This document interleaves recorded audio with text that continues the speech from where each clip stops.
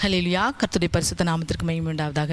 இந்த நாளிலும் கர்த்தர் சிலுவையில் நமக்காக அறையப்பட்ட இந்த தினத்தை நாம் ஆசரிக்கிறோம். புனித வெள்ளி என்று சொல்லி, இந்த புனித வெள்ளி நாளிலும் இந்த இஸ்ரவேல் நாட்டில் இதே போல் ஒரு நாளில், இந்த நாள்னு கன்ஃபார்மாக தெரியாது, ஆனால் இதே போல் ஒரு நாளில் இதே சம்பவம் நடந்தது. என்ன நடந்தது? மத்தேயு 27:22 வாசிங்க. பிலாத்து அவர்களை நோக்கி, அப்படியானால் கிறிஸ்து எனப்பட்ட இயேசுவை நான் என்ன செய்ய வேண்டும் என்று கேட்டான். அவனை சிலுவையில் அறைய வேண்டும் என்று சொல்லி எல்லாரும் சொன்னார்கள்.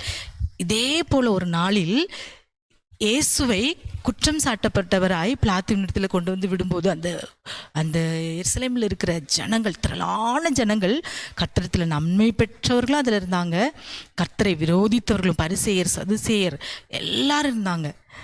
இருந்து கொண்டு என்ன சொன்னாங்கன்னா, கர்த்தரை சிலுவையில் அறையுங்கன்னு சொல்லி அவனை சிலுவையில் அறைய வேண்டும் என்று சொல்லி எல்லாரும் கூக்குரலிட்டார்களாம். இன்றைக்கு அருமையான தேவனுடைய பிள்ளைகளே, இந்த நாளில் கர்த்தர் சிலுவையில் அறையப்பட நமக்காக சிலுவையில் அறையப்படும்படி அவர் ஒப்பு கொடுக்கப்பட்டாராம். மத்தேயு 20:19 அவரை பரியாசம் பண்ணவும், வாரினால் அடிக்கவும், சிலுவையில் அறையவும் புறஜாதியாரிடத்தில் ஒப்பு கொடுக்கப்பட்டார். ஆமேன்.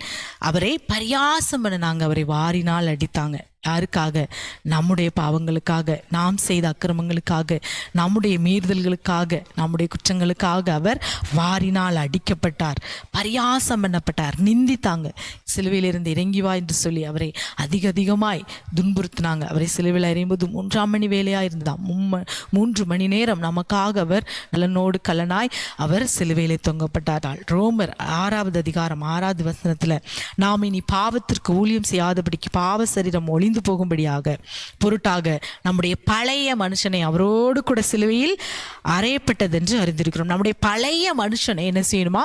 அவரோடு கூட சிலுவையில் அறையணும். பழைய மனுஷன், துர்க்குணத்தில் உருவான அந்த பழைய மனுஷன், பாவ சரீரத்தில் உருவான அந்த பழைய மனுஷன். சங்கீதக்காரனாகிய தாவீது சொல்லும்போது, என் தாய் என்னை பாவத்தில் கற்பந்தரித்தாள். அப்ப பாவத்திலே உற்பத்தி ஆகிறது இந்த மனுஷ குலம்.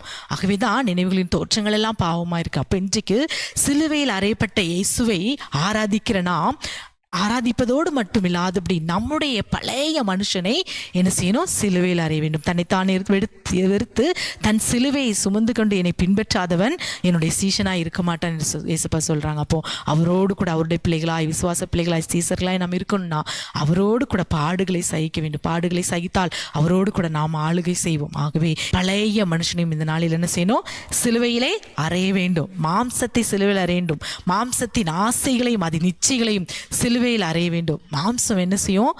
அது பாவத்திலே தான் இருக்கும், பாவத்தை தான் சிந்திக்கும். ஆனால் அந்த மாம்ச சிந்தைக்கு நம்ம ஒப்பு கொடுக்காதபடி ஆவியின் சிந்தையுள்ளவர்களாய் மாம்சத்தையும் அதன் கிரியைகளையும் ஒழிக்க வேண்டும். அதை சிலுவையில் அறைய வேண்டும். புது சிருஷ்டியா ஒருவன் கிறிஸ்துவுக்குள் இருந்தால் புது சிருஷ்டியாக இருக்கிறான், பழையவைகள் எல்லாம் ஒளிந்து போயின, எல்லாம் புதிதாயின என்று பார்க்கிறோம். ஆகவே இந்த நாளில் நாம் புதுப்பிக்கப்பட்ட பிள்ளைகளாய் மாறுவோம் என்றால் சிலுவையில் அறையப்பட்ட இயேசு நம்மை பார்த்து அவர் சந்தோஷப்படுகிறவராக இருப்பார். அப்படி இல்லைன்னா பிசாசு நம்மை பார்த்து சந்தோஷப்படுவான். இன்றைக்கு கர்த்தர் நமக்காக சிலுவையிலே பாடுபட்டது வீணாய் போகாதபடி, அது ஒன்றுமில்லாமல் போகாதபடி, அந்த பிள்ளைக்காக நான் பாடுபட்டேன், அது எனக்கு சாட்சியா இருக்கு என்று சொல்லி அவர் நம்மை குறித்து சந்தோஷப்படும்படியான ஒரு வாழ்க்கை நாம் இந்த உலகத்தில் வாழ்வோமாகவே. இந்த வெளியில் கண்களை மூடி ஜெபிப்போம். அப்பாவுமே நாங்கள் நன்றியோடு ஸ்தோத்திரிக்கிறோம்ப்பா.